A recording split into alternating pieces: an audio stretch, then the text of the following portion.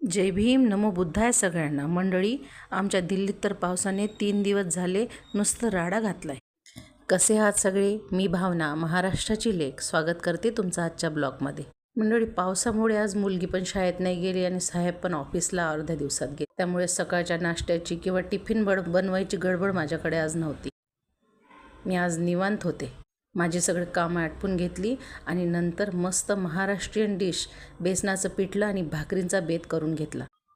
मंडळी, जरी मी दिल्लीत राहते पण मला महाराष्ट्रीयन जेवणाची खूप आवड आहे. त्यातला माझा सर्वात आवडीचा पदार्थ म्हणजे ज्वारीची भाकरी आणि बेसनाचं पिठलं. आज दम्म पाऊस पडत असल्याच्याने मी आज तेच बनवून घेतलं. पावसाच्याने मुलीची शाळा नाही, त्यामुळे 2 मुलींनीच आज माझी पूजा आणि वंदना करून घेतली.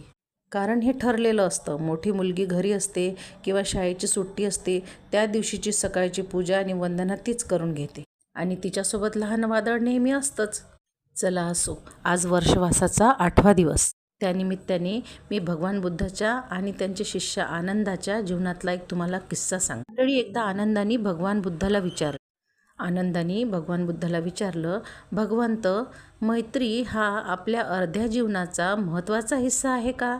त्यावर भगवान बुद्ध म्हणाले, नाही आनंद, मैत्री हा अर्ध्या जीवनाचा महत्त्वाचा भाग नसून पूर्ण जीवनाचा महत्त्वाचा भाग आहे. कारण चांगल्या मित्राची संगत हे आपलं चांगलं जीवन घडवते. आपल्या जीवनात कुणाची संगत असावी किंवा कुणाची नसावी हे फार महत्त्वाचं आहे. कारण चांगल्या संगतीत माणूस नेहमी घडतो. उदाहरणार्थ, सरक्या कांद्यासोबत जर एक दुसरा चांगला कांदा ठेवला तर तो पण सडतोच ना.